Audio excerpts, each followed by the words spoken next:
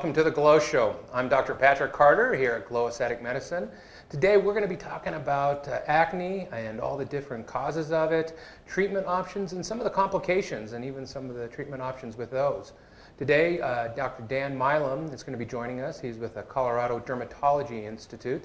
He's a board-certified orthopedic surgeon that has gone back and has decided to do a little bit more with dermatology, and he'll be joining us today and discussing all of these options. So today we're going to go ahead and turn over, and Dan, welcome. Thank you. I know acne has been one that a lot of people, if not everyone, has dealt with at some point or another, myself included, during my teens.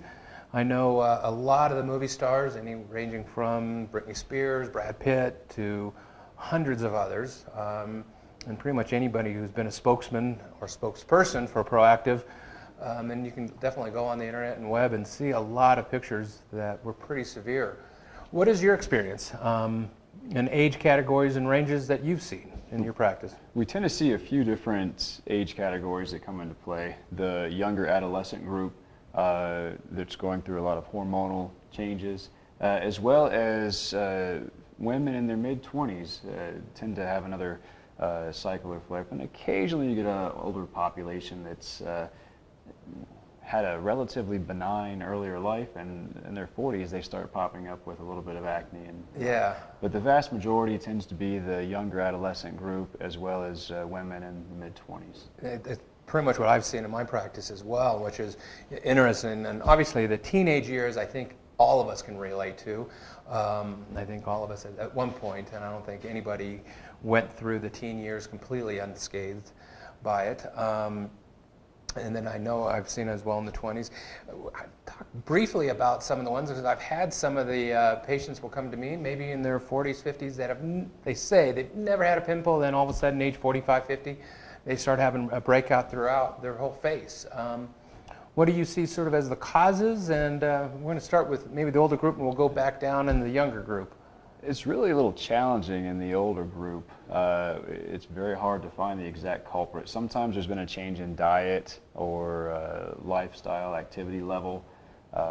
Occasionally they will change soap products or different types of facial things that they're using, or creams that they're applying, and sometimes there's even a mild allergy that develops to those, and that can be related. But a large percentage of the time we don't really have a definitive grouping that we can lump everybody into.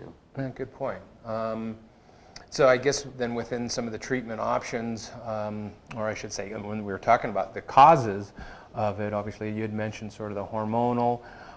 Is that just for women, or is that for men as well? No, it's for men as well. That tends to be exhibited at a slightly younger age in our male patients. That tends to be more the 13 to 18 or 20 year old range.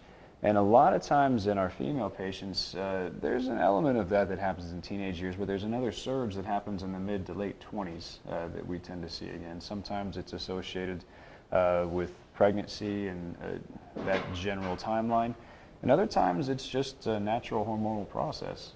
Interesting, interesting. I guess, as I understand, my studying on it is obviously the natural process, a lot of it being related to testosterone, yes, if I'm not mistaken. And I know, obviously, in adolescent males, the surge of that specific hormone will, I understand, cause a lot of the glands to swell, increase production of the sebum. Absolutely. Mention a little bit on that. I mean, is it, obviously it's what I just said. Do you think, obviously now women too, obviously that's going to happen, probably not as much.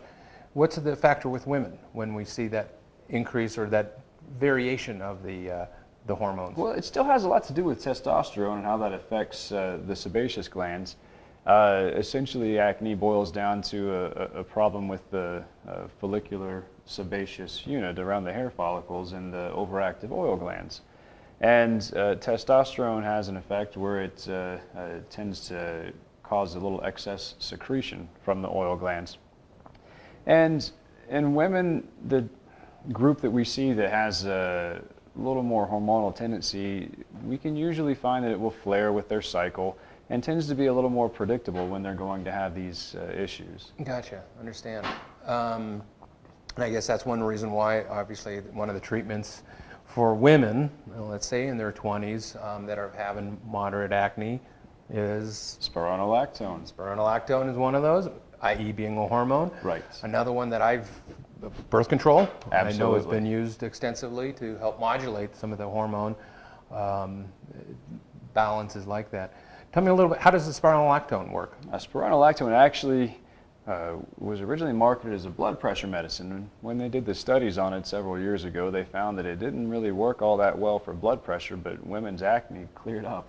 And is it just for women, or does it help with men as well? It doesn't seem to help as much in men. It seems to really be most effective in women, and it's got some anti-androgen effects to it, and that seems to be where we get the benefit in the acne realm. The dose that is used is a much lower dose than they were using to treat blood pressure, so it tends to have a very tolerable side effect profile, and most people do extremely well on it. Interesting. Okay.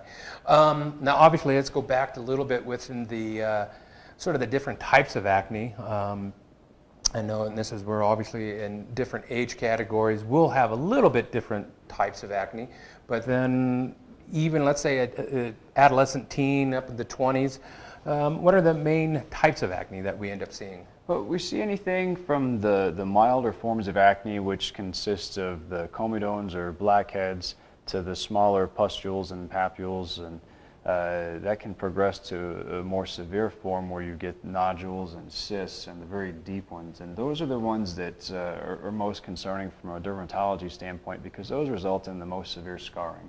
Right. And i.e. the nodular cystic ones. Yes. That do that. And I know a lot of times we'll have some pictures of those here on the screen. And I think one of the things in the scarring, obviously there are a lot of people, and I know we've talked about earlier, we were trying to find some pictures of Brad Pitt on his early years in acting. He had significant scarring. Obviously Bill Murray, George Lopez, some of these other actors, as actresses as well, and which obviously can be treated, and we'll talk about that a little bit later.